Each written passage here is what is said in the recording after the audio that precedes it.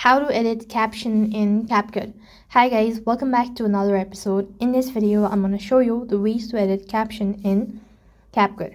In order to do it, so first thing first, what you have to do is go to the Capcut account. Next thing you want to do is import a new project, or you could use the existing one. So I'm going to go ahead and select it from here. So to edit caption, first of all, I'm going to go ahead and add it.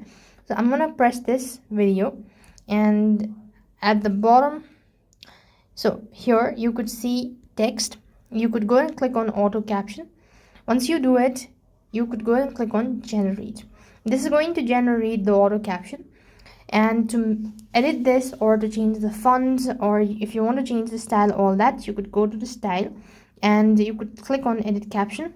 You could go with this one, like you could go and change it. So if you don't want to keep it, just click the bin icon, or if you want to change the font and all that, you could do it. So this way you could edit caption in your Capcut account.